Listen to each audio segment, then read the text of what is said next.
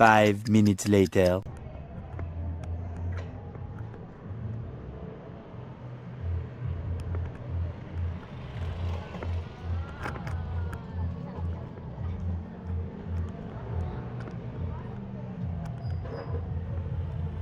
Ay siya. Snap out of it! Night ride tayo guys. Sama kayo sa akin.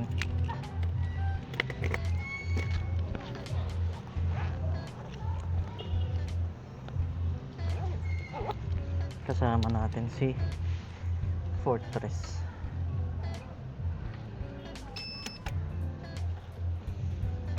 Alright.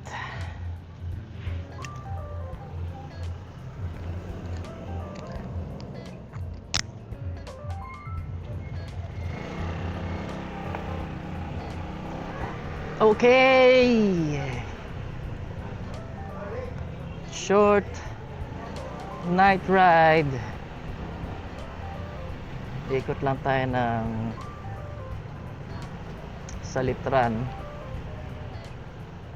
hanggang Imus, pabalik kasi gusto ko lang ibirit tong si Fortress 160 toothless. Tapos kuha rin tayo ng video pang TikTok kasi ang TikTok natin ay si MGG Hasa. Mga batang 80s or 90s, pag napanood nyo si Babalo nun, doon inspired yung pangalan na yan, MGG Hasa. Principal MGG Hasa. Sarap lang mag-drive pag gabi talaga guys, kasi di mainit,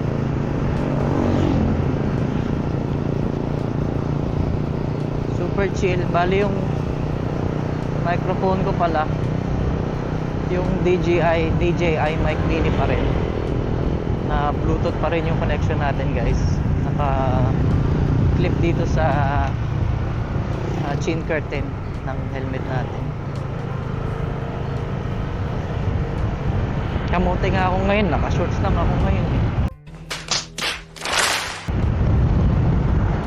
So bang pagkikwentuhan natin ngayon? Okay, so you guys might be wondering what this motorcycle may be. I bought this motorcycle way back May 31, 2025, so it's almost a month, few days before this first month with me.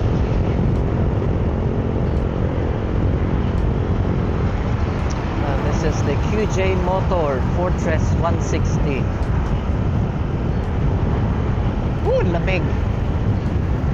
Kasi city driving lang naman ako eh. And most of the time dito lang naman sa Manila magiging mga tugtog namin. Yeah, ito lang. Out of budget ko din kasi yung ATR 160. Yung talaga gusto ko ATR 160, pero nung nakita ko tong Fortress, sabi ko ito na lang. Bagay sa akin to, sabi ko. Pag-usapan natin yung mga likes and dislikes, no?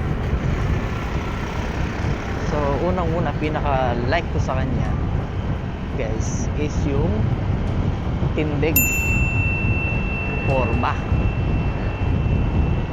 Kasi napakaangas tong Fortress, coming from Honda Beat version 2. Napakaangas ng Fortress 160. Sobrang laki ng upgrade para sa akin. Tapos black pa yung nakuha ko, matte black. Sa pictures parang hindi siya ganun ka-attractive sa akin eh. Pero nung nakita ko na in person, ay ang ganda, sabi ko. So one reason bakit ito rin is because magaganda ang review nila scooter ni Vic. Tsaka si GTB. Yan. Yan yung mga taong pagkakatiwalaan natin pagdating sa mga information kay Fortress 160. Isa rin si Reed na motovlogger. Vilinag to guys, nilusong sa baha.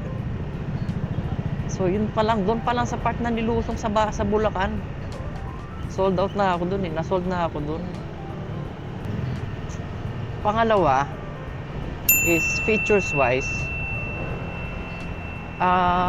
Nabili ko pala tong bike na to sa Bikers Pageantry, no? Nabili ko siya for 139,000 plus 3K ba? Plus 3K for LTO registration. 3 years na yun. Kasi ganun na ata mga motor ngayon eh. Kasi nung kumuha ko nun, 1 year lang eh.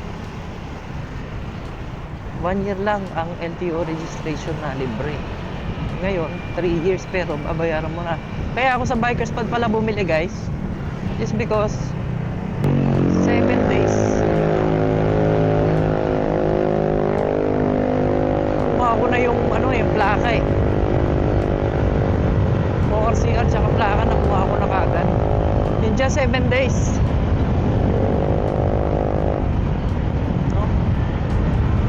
Ayun nga, going back sa mga nagustuhan ko is yung features niya nga. Kaya niyan, makikita nyo naka digital panel na siya, TFT. Tapos naka LED. Halos di ko nakakailangan ng MDL dito sa motor na to. Malakas yung ilaw. 4 na projector headlights.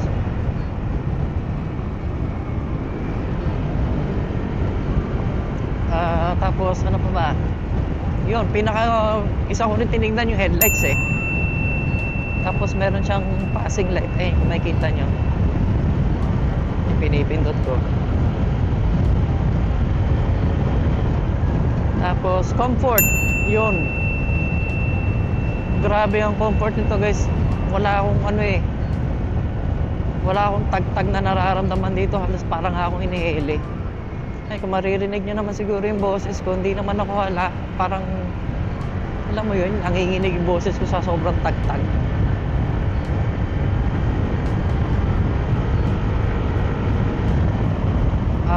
Next is yung packets. Itong dalawang to. Yan nga, wala naman ang problema dyan. Hindi naman siya napuputol. Buti naman. Kasi yung ibang na-review natin na motovlogger na owner ng Fortress 160, may issue sila sa ganyan eh. So buti naman sa akin wala. Gas consumption or gas tank or gas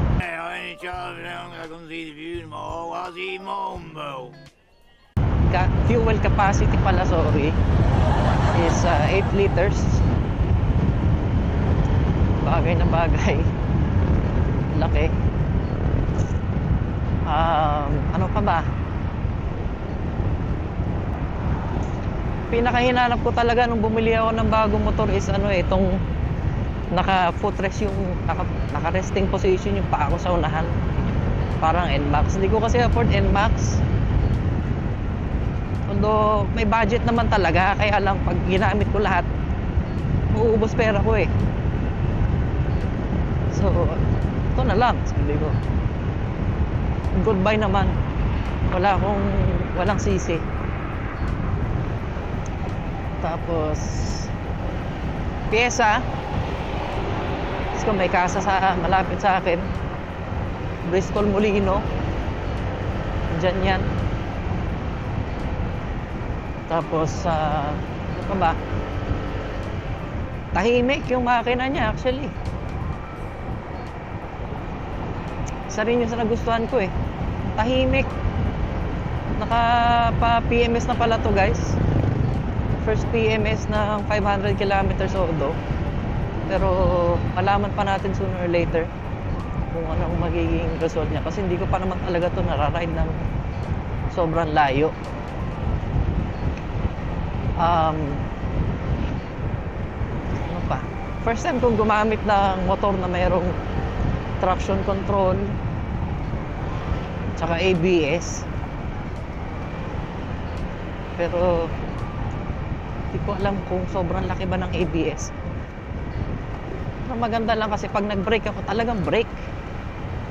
Hindi yung kumakaskas yung gulong sa kalsada muna bago ako mag full stop. Alam mo yung mga, lalo na mga sa mga sudden brakes. Yun. Ano pa ba? So far, yun naman pinaka bumenta sa akin dito sa Fortress. Ang options ko noon, Maxi 160,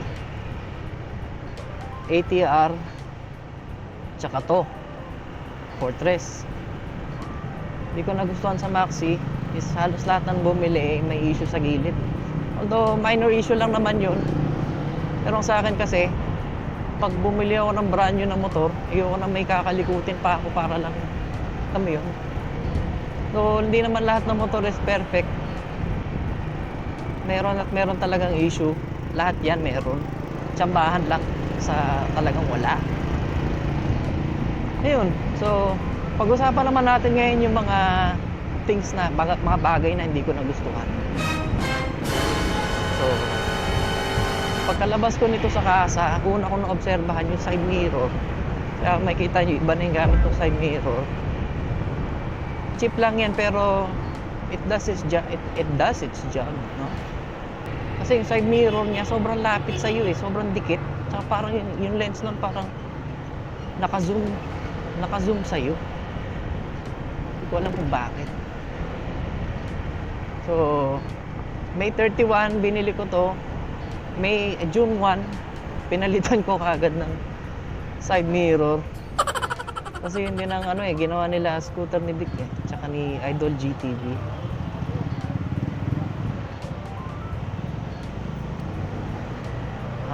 Pangalawa, ano pa ba?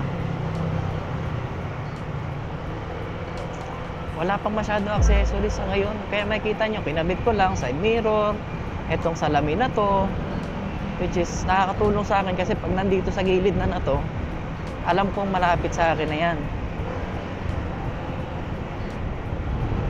Tapos, ito. Pero good thing talaga dito is yung naked handlebar niya.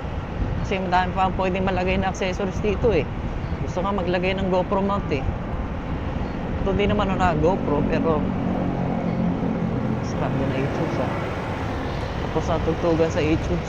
Shout out iTunes! So, yun.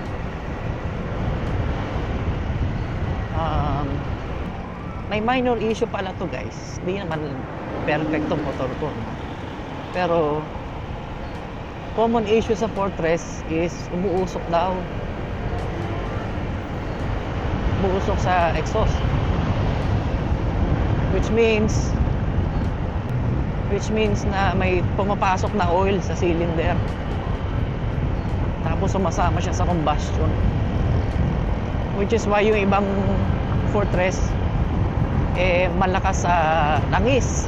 Kasi nga umuusok yung motor sumasama sa combustion, talaga mawawala yun, maubos yun. What the hell are you talking about?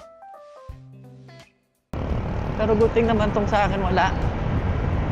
Pero at the same time, di ko na rin binibirit to ng alam mo yun, di pang wasakan na gamit. Ano lang, normally pagdating ko na 60, bitaw na ako Hindi ko rin laging ginagamit yung hybrid P1. Yun.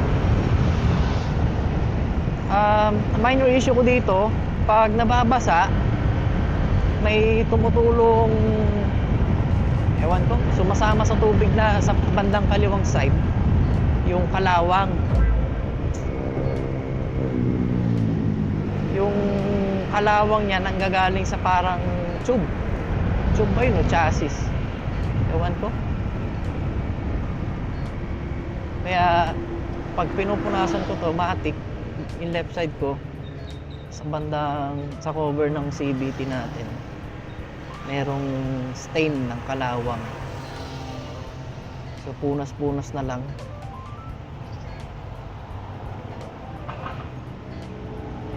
Ayun. Tapos few things pa ba?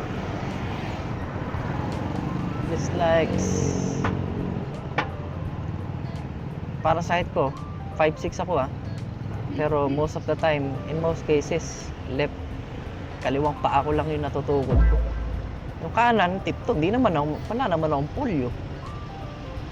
Pero kailangan kong pagbawasan siguro ng 2 inch yung upuan para flat parehas yung paa kasi nasanay ako sa beat eh.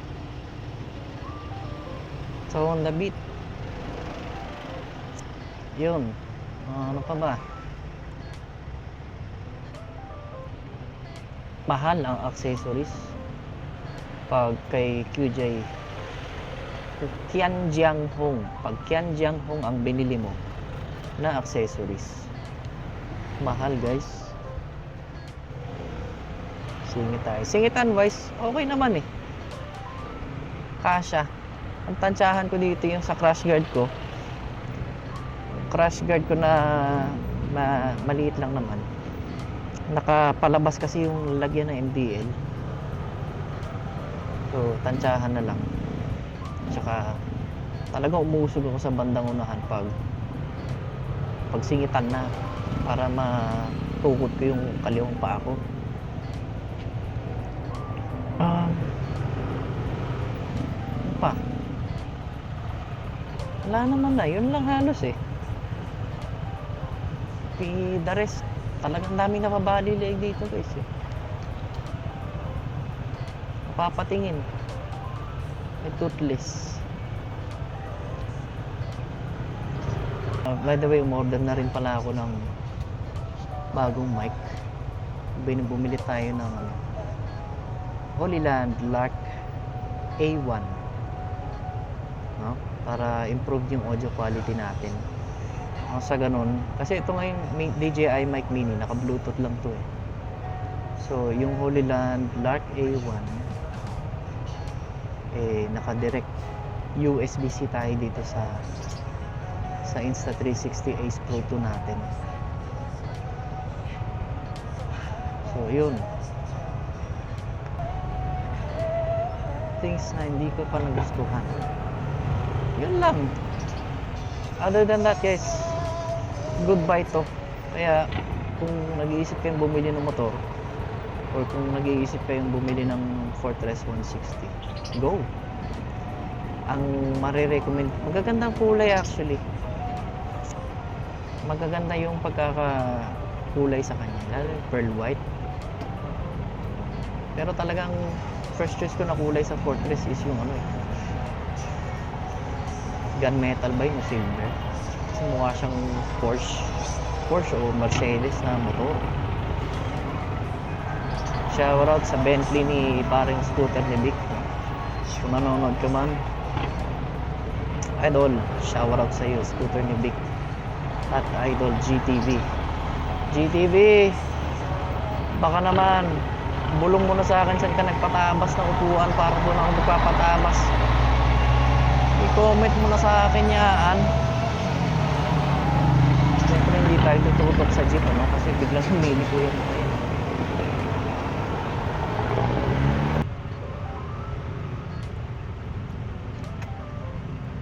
Ang gulong nito is CST tires. Pero dapat hindi na lang inaharangan kasi nga kakanan tayo eh. Bakit? Kasi hindi pa sila kanan.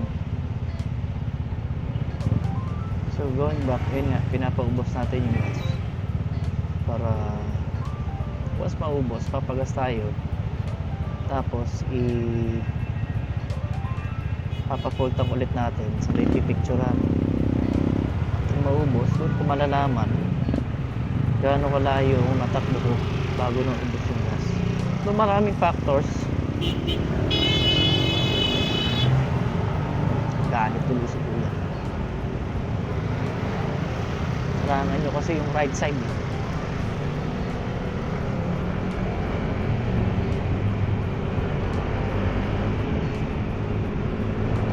So, tigil muna ako ng daldal guys. Enjoy ko muna yung driving ano. Samahan nyo muna ako.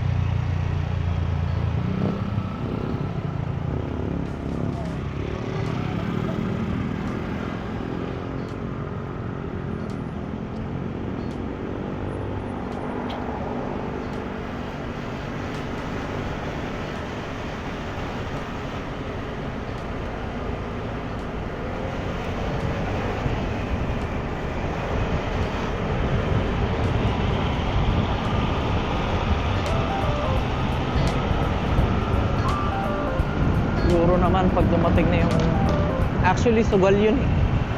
So sugal tayo sa mic na yun kasi as much as possible gusto kong i-improve yung audio quality ng mic natin para sa mga videos. Kasi itong DJI mic mini okay naman siya eh, kaya lang di ako satisfied lalo na Bluetooth connection lang ang meron ako. Wala akong budget pambili nung receiver niya. Maganda to sa maganda lalo na kung naka-receiver. Tapos naka-rectang connect sa natin, Ace Pro 2. Kaya lang itong DJI mic mini kasi I think it's best suited for Osmo camera, DJI Osmo Action Cams. Osmo Action 4 or 5. Yun kahit naka-Bluetooth ka maganda quality. Pero itong Holyland Lark A1 design siya for smartphones. Hindi ko alam kung gagana siya sa action camera na to. Pero may isang nag-testing. Actually, dalawa na yung nakita ko. Isang for wait lang. Isang for Osmo Pocket 3, DJI Osmo Pocket 3. Pareha sila, yun yung tinesting. Isang foreigner, isang Amerikano, tsaka isang Indian. Gumagana eh, malinaw eh. So meaning to say, kung gumana doon, possible take note, possible, I'm not saying nagagana, pero possible na gumana dito. Eh, if hindi, then magagamit ko pa rin siya sa phone, di ba? So testing na. Pag di gumana, di mukhang Boya mini mic na talaga ang ending natin.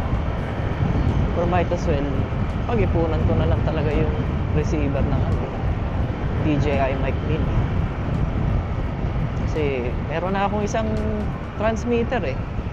Receiver na lang wala eh. Kaya ayun.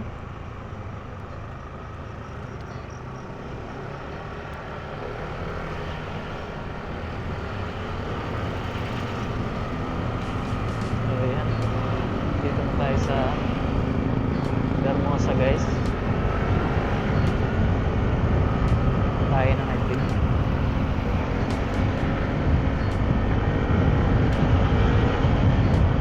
Lakas talaga nakakatama nito pag hybrid eh. Lamig. So sa mga hindi pa nakaka-subscribe dyan, wala pa akong subscribers. Subscribe naman kayo guys. Para naman ano yun, hindi ko naman talaga niche tong pagbablog. Pero sa banda ko kasi naging namin na naging part ng task namin kasi sa banda ko na maggawa ng mga video, tapos may kanya-kanya kaming upload.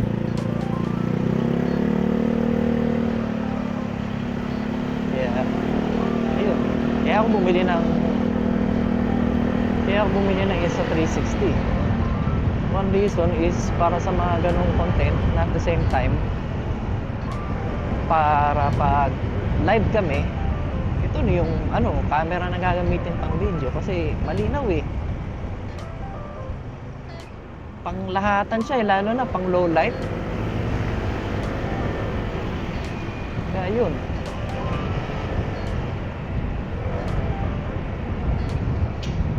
Yan.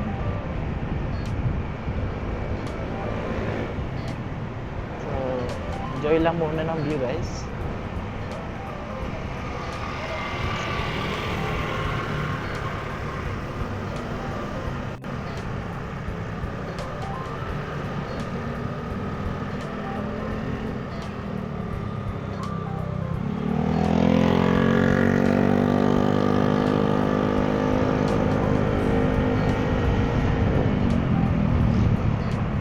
Kung bukas pa ata maubos tong gas ko.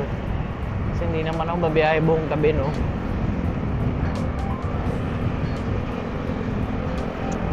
Correct.